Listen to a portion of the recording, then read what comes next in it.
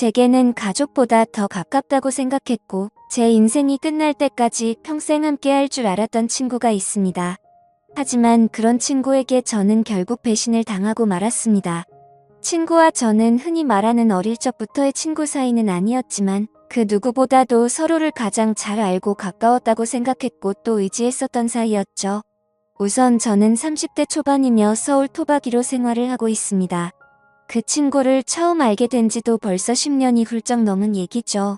친구를 처음 알게 되었을 때는 대학교 때 시절 알게 되었습니다. 처음 대학교를 가는 날 마치 학창 시절처럼 낯선 사람들이 가득했죠. 그런데 제 옆자리에 앉았었던 그 친구는 제게 먼저 말을 건넸습니다. 자신은 어릴 때부터 제주도에서 자라서 낯선 환경이라 저에게 잘 부탁한다고 하더라고요.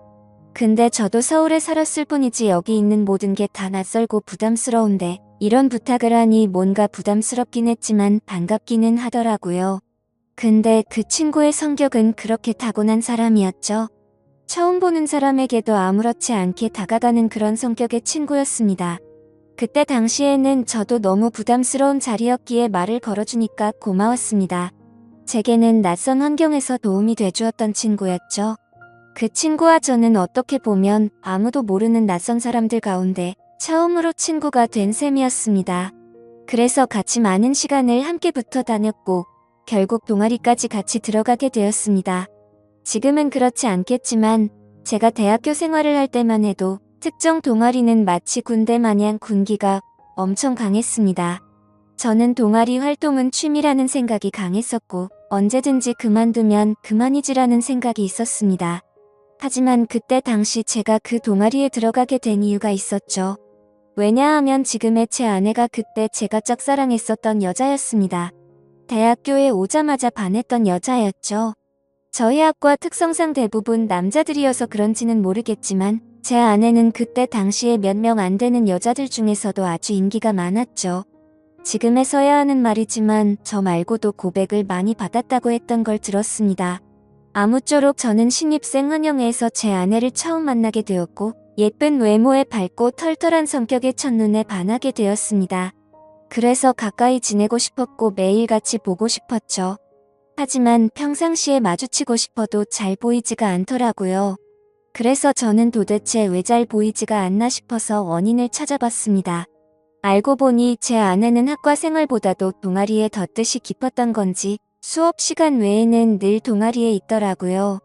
그래서 잘 보이지 않는 이유가 동아리 때문이란 걸 알게 된 후로 저는 그 동아리에 가입을 하게 되었습니다.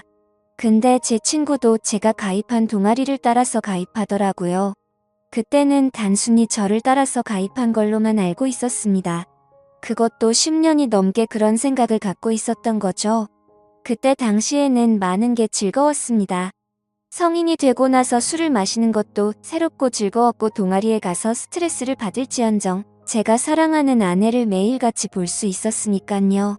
그런데 그런 마음만 가지고 적성에 맞지 않는 동아리에서 오랜 시간을 보내기에는 많은 고통이 뒤따르더라고요.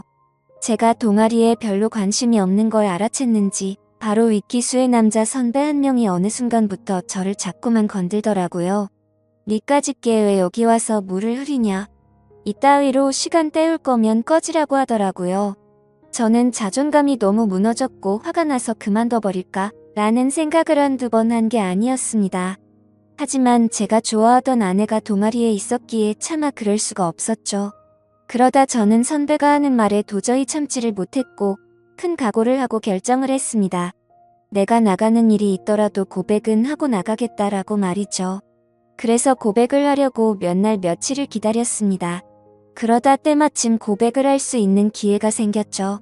저는 시험 기간이라 공부를 했고 밥을 먹고 잠깐 잠이나 잘까 해서 동아리 방에 들렸더니 제 아내가 혼자서 동아리에서 있었던 거죠.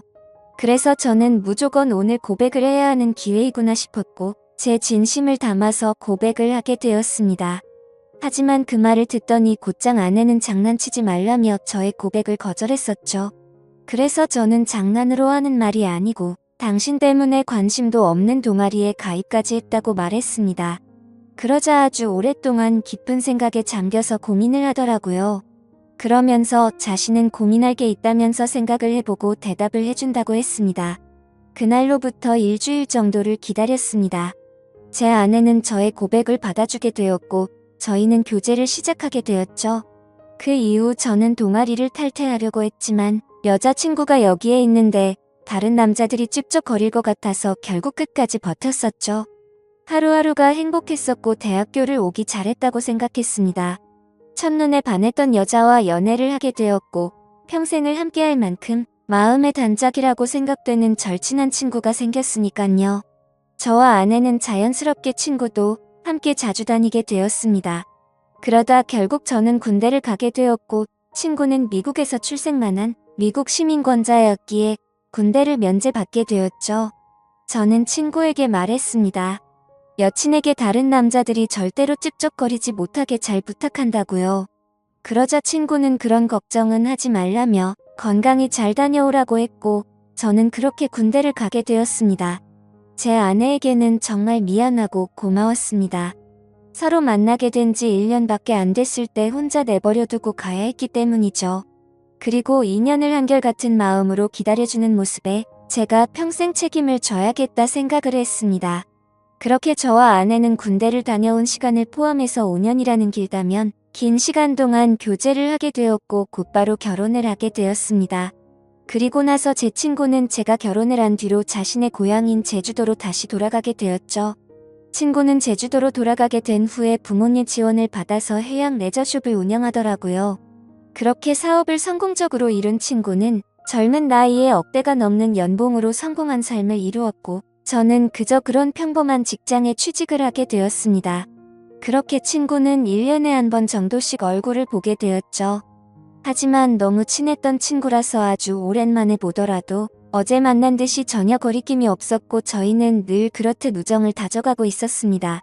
그러다 얼마 전 친구는 이번에 비즈니스상 미팅이 있어서 서울로 온다고 하더라고요. 반가운 마음에 아내의 허락도 구하지 못한 채 저희 집으로 꼭 오라고 말했습니다. 막상 말하고 나서 끊고 나니 아차 싶더라고요.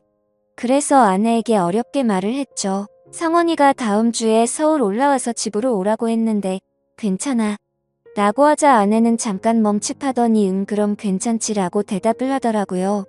저는 아내가 이해를 해주어서 다행이구나 싶었습니다. 며칠이 지난 뒤 친구는 서울로 올라오게 되었고 일을 마치고 저희 집으로 찾아왔습니다. 아내는 친구에게 간단히 인사를 하고는 술상을 차리러 갔고 친구와 저는 오랜만에 만나서 시간 가는 줄도 모르고 술자리를 가지게 되었죠. 그렇게 한창 술을 마시고 자고 일어났더니 친구는 여전히 잠을 자고 있었고 저는 늦잠을 자버리는 바람에 정신없이 출근을 했습니다. 그리고 나서 퇴근을 하고 집으로 들어갔더니 친구와 제 아내가 마주 앉아서 밥을 먹고 있더라고요. 저는 친구에게 내려간 줄 알았더니 아직 안 갔어? 라고 묻자 친구는 아직 일이 덜 끝나서 며칠만 더 있다가 간다고 하더라고요. 그러자 아내는 서울에 아는 사람도 없고 여기에 친구가 있는데 굳이 딴 데 가지 말고 저희 집에서 머물러도 된다고 말하더군요. 친구는 너무 민폐가 아니냐며 괜찮냐고 하는데 뭐라고 하겠습니까? 아내도 괜찮다고 하는데 친구가 되어가지고 다른 데 가서 자라고 할 수도 없었죠. 저도 네가 괜찮으면 여기에서 지내도 된다고 했고 친구는 곧바로 고맙다고 대답을 했습니다. 아내는 저도 앉아서 같이 밥 먹자며 밥을 차려주는데 뭔가 기분이 이상하더군요. 열심히 일하고 집에 들어왔더니 아무리 친구라지만 아내와 단둘이서 밥을 먹고 있다는 게 찜찜했습니다. 하지만 제가 너무 과하게 생각하는 거 아닌가 싶어 그냥 그러려니 할 수밖에 없었죠. 옷을 갈아입고 식탁에 앉으니 비싼 한우가 놓여져 있었고 온갖 음식이 푸짐히 차려져 있더라고요. 저는 아내에게 이게 뭐냐고 묻자 친구가 대답하더라고요. 제 아내가 먹고 싶어 해서 아까 같이 장 보다가 자기가 샀으니 부담 갖지 말아달라고 했습니다. 그래서 둘이 같이 장도 보러 갔다 왔냐고 묻자 친구는 술도 깨고 산책도 할 겸 같이 다녀왔다고 하더군요. 아무리 친한 친구라도 그렇지 이건 아니다 싶었고 그때부터는 기분이 좋지가 않았습니다. 그리고는 그날은 평소에 술은 입에도 대지 않던 아내도 합세하여 셋이서 술을 마시게 되었죠. 어느 정도 술이 들어가자 갑자기 아내는 친구에게 온갖 칭찬을 하더군요. 어떻게 너는 나이가 먹어도 아직도 예전 그 모습 그대로냐며 섬에 살아서 그런지 피부도 까무잡잡한 게 왜 이렇게 몸이 좋냐며 묻더라고요. 그러자 친구는 만져볼래? 하면서 힘을 주더니 그걸 또 만져보고 아내는 좋다고 웃더라고요. 그때부터는 그냥 기분이 더러웠습니다. 남편을 옆에 두고 이것들이 무슨 짓거린가 싶었죠. 저는 조용히 술만 마셔댔고 친구와 아내는 약간은 제 눈치를 본 건지 화제거리를 돌리더군요. 아내는 친구에게 요즘 경기도 안 좋을 텐데 제주도에도 피해가 크지 않냐며 물었고, 친구는 자신이 하는 사업은 관광지 특혜를 받아서 그런지 크게 영향을 받지 않아 딱히 문제가 없다고 하더라고요. 그러면서 다음에 저와 같이 여행을 오면 풀코스로 관광을 시켜준다고 하더니 다른 거 걱정 말고 비행기만 타고 넘어오라며 말하더군요. 아내는 그 말에 좋다고 싱글벙글 웃는데 그때 저는 할 말이 없었습니다. 사실 아내에게 미안한 일이 있었던지라 거기다 대고 제가 뭐라고 말도 못했었죠. 결혼하고 얼마 지나지 않은 시점에 저는 지인의 권유에 투자를 하게 되었고 결국에는 사기를 당했습니다. 그때는 아내에게 조금 더 안락한 삶을 살게 해주고 싶은 마음에 과감히 투자를 했지만 오히려 빚더미에 안게 만들어서 생활을 더 힘들게 만들어버렸죠. 그래서 비싼 한우 같은 건 꿈도 꾸지 못했고 여행이라고는 신혼여행 이후로 단 한 번도 가지 않았으니 저는 도저히 할 말이 없었습니다. 기분도 좋지 않고 화를 내기도 애매한 마음에 그만 자리를 끝내고 싶었죠. 그래서 저는 제가 자리에서 일어나면 술자리가 끝날 줄 알고 말했습니다. 오늘은 피곤해서 먼저 일어날게 라고 했더니 친구는 벌써 자려고. 아쉬운데 조금 더 마시지 하더니 그럼 피곤할 텐데 먼저 들어가서 쉬어 우리는 조금만 더 마실게 라고 하더군요. 그러자 아내도 일어날 생각이 없는지 내일은 지각하지 말고 알람 꼭 맞춰놓고 자라고 하더라고요. 속으로 진짜 부글부글 끓었습니다. 자존심이 상해서 다시 앉기도 뭐했고 그냥 샤워를 해버리고는 자러 먼저 들어갔습니다. 그런데 그 기분으로 잠이 올 리가 없죠. 자정이 다 되어갈 때까지 그 둘은 하하호호 웃으며 떠드는데 친구고 뭐고 엎어버릴까 싶었지만 너무 쪼잔해지는 것 같아서 그냥 참고 있었습니다. 그렇게 잠에 못 들고 누워있는데 갑자기 작게 들리던 소리조차 들리지 않더라고요. 그러더니 1분 정도가 지나자 의자 빼는 소리가 들렸고 설거지를 하는 소리가 들렸습니다. 그래서 저는 물을 마시는 척하면서 거실로 나가봤더니 아내는 설거지를 하고 있었고 친구는 보이지가 않았습니다. 친구는 어디 갔냐고 물었더니 담배 피러 나갔다고 하더니 저보고 아직 안 잤냐고 묻더라고요. 저는 목이 말라서 잠이 깼다며 물을 마시고 방으로 들어갔고 아내는 설거지를 끝마치고는 방으로 들어오더군요. 그날 밤 저는 자는 둥 마는 둥 너무 짜증이 나서 잠을 뒤척였고 다음날 굳이 자고 있는 친구를 깨워서 집 밖으로 데리고 나왔죠. 친구에게는 거짓말이라도 해서 내보내야 되겠다 싶어서 말했습니다. 진짜 미안한데 아무래도 아내가 조금 불편해하는 것 같다고 했더니 친구는 아 그랬구나. 내가 너무 눈치가 없었지라며 미안하다고 하더군요. 그러더니 어차피 오늘 저녁에 내려가려고 했다면서 미팅 다녀와서 저녁에 들어올 것 같은데 그때 짐 챙겨서 나간다고 하더라고요. 저는 그래서 오늘 나도 외부 미팅이 있어서 저녁에 얼굴은 못 볼 것 같다고 했습니다. 항상 미팅 끝나고 술자리를 하는 자리라 늦을 것 같은데 조심히 내려가라고 미리 작별 인사를 했습니다. 그렇게 인사를 마치고 친구는 미팅이 있다면서 택시를 타고 갔고 저도 회사로 출근을 했습니다. 그런데 괜히 쓸데없이 늦게 들어간다고 말한 것 같아서 계속해서 찜찜하더라고요. 오늘 외부 미팅을 갔다가 술자리를 가지면 절대로 빠질 수가 없는 자리였기 때문이죠. 그러면서 어제 아내와 친구가 나눴던 대화도 다시 떠올랐고 참아해선 안 될 상상까지 들더라고요. 그런 말도 안 되는 상상을 하다 보니 제 정신이 아니었던 건지 집에다가 카메라라도 설치해야겠다 싶었습니다. 이미 온갖 더러운 생각을 가진 저는 밥 생각도 없었고 점심시간을 이용해서 초소형 카메라를 사서 집으로 갔습니다. 아내는 항상 그 시간에는 운동을 가는 시간이라 집은 역시나 비워져 있더라고요. 저는 얼른 안방에 카메라를 설치했고 다시 회사로 돌아갔습니다. 그렇게 저녁이 되었고 친구와 아내에게 연락을 했습니다. 친구는 지금 미팅이 일찍 끝나서 비행기를 타러 간다며 다음에 보자고 대답을 했고 아내는 친구 배웅해주고 집에서 쉬고 있다고 대답을 하더라고요. 그래서 저는 내가 너무 제정신이 아니었구나 생각을 하면서 괜히 쓸데없는 돈 썼네 싶었습니다. 그렇게 저는 외부 미팅을 갔고 술자리를 마친 뒤에 집으로 들어갔습니다. 항상 그 자리는 만취 상태가 될 때까지 마시는 자리였기에 그날도 저는 만취 상태가 되어 있었죠. 집으로 들어가 보니 친구는 없었고 그 정신없는 와중에도 뭔가 찜찜한 기분이 풀린 것 같고 좋더라고요. 그렇게 저는 침대에 눕자마자 곧바로 잠이 들었고 아침에 일어나자마자 또 정신없이 출근을 했습니다. 그렇게 하루 종일 일을 하고 있다가 아차 싶더군요. 어제 설치한 카메라를 회수 못한 게 생각이 났던 거죠.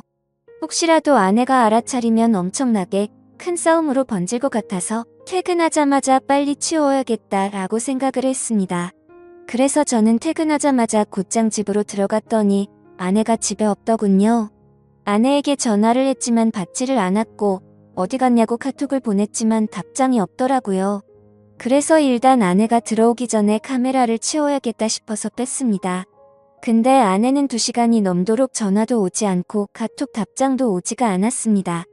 슬슬 짜증이 나기 시작했고 진짜 아내가 바람이라도 났나 싶었죠.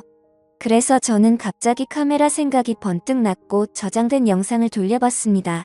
근데 정말 너무 충격적인 장면들이 그대로 녹화되어 있더군요.